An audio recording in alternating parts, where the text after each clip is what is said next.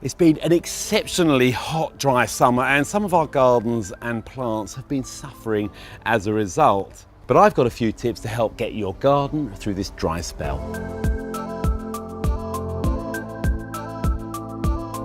Now, first things first, there are some things in your garden you really don't need to water at all.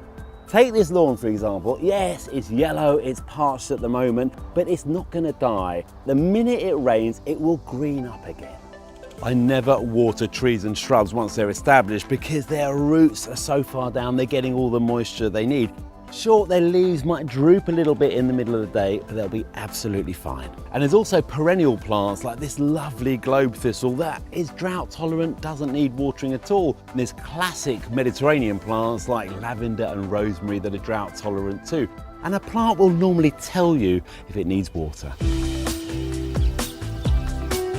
If you can, move any pots into the shade out of the midday sun and place them on a tray. Now, that'll reduce evaporation, and when you water, the tray will catch the excess. There are some plants in your garden, of course, that will need a helping hand, but probably not as many as you think.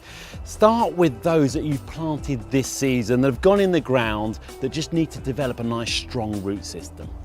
Small seedlings will also need watering too, as will edibles if you want to get a really good crop this year.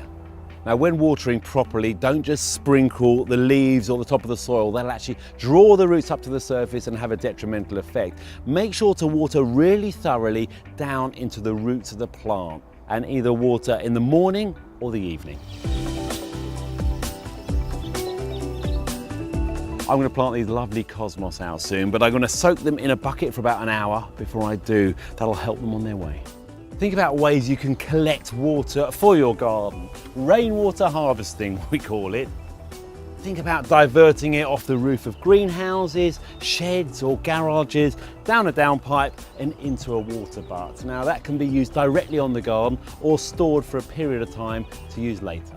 Now, any pots or containers in your garden will need regular watering because they're particularly free draining, but it's exactly the same principle, just thoroughly and regularly.